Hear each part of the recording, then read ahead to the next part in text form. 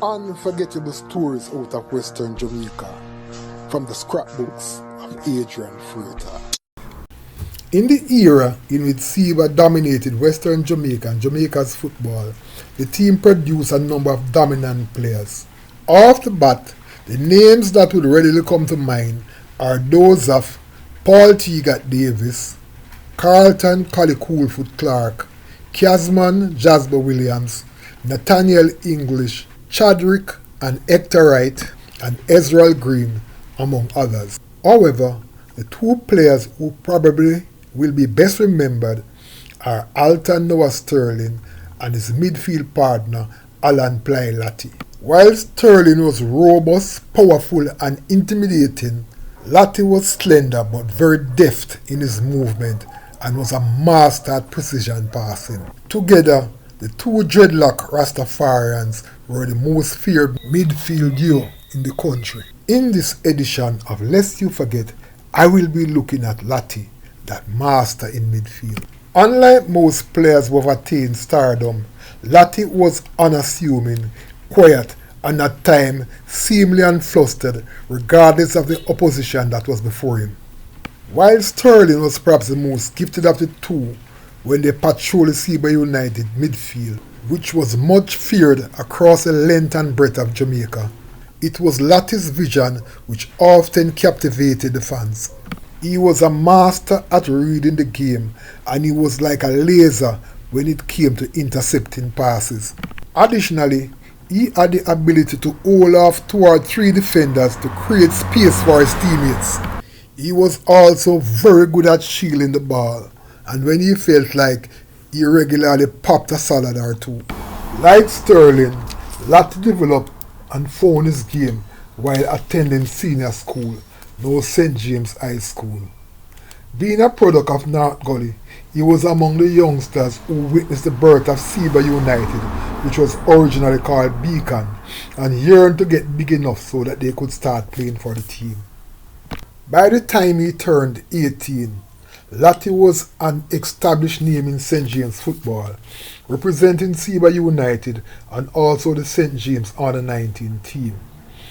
His name was also popping up in conversations alongside that of midfield maestro Alan Creature Aarons, who was then the general in Wadada's midfield. I once overheard a conversation that Wadada's manager Jean Gray once approached Latty and asked him what it would take for him to come and play for his team. Without skipping a beat, Latty reportedly told Jean Gray, "If you want me to play for your team, you'll have to come and join Seba, because that is the only team I am playing for."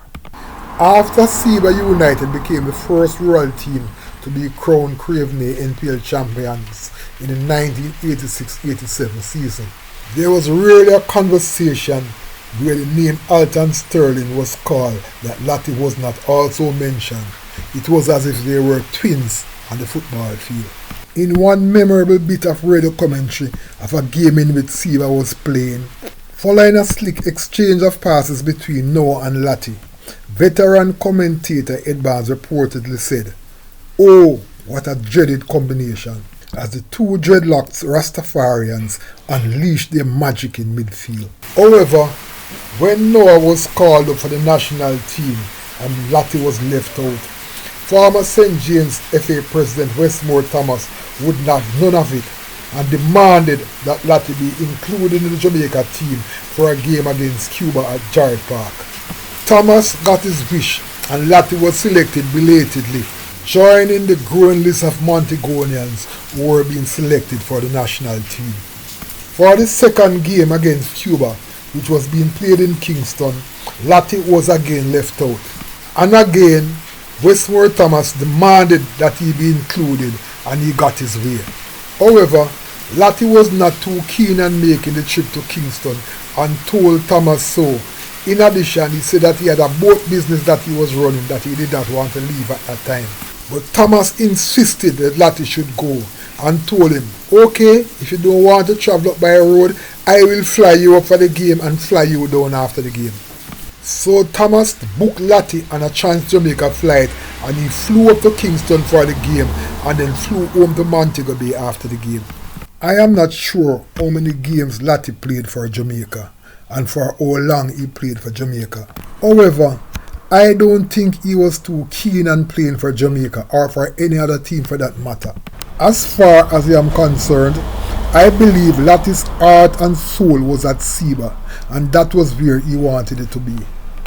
In looking back at Allan Latty's career in St. James's football, his story is definitely one of those unforgettable sporting stories out of Western Jamaica. Unforgettable stories out of Western Jamaica from the scrapbooks of Adrian Freitas. Before you go, please remember to subscribe.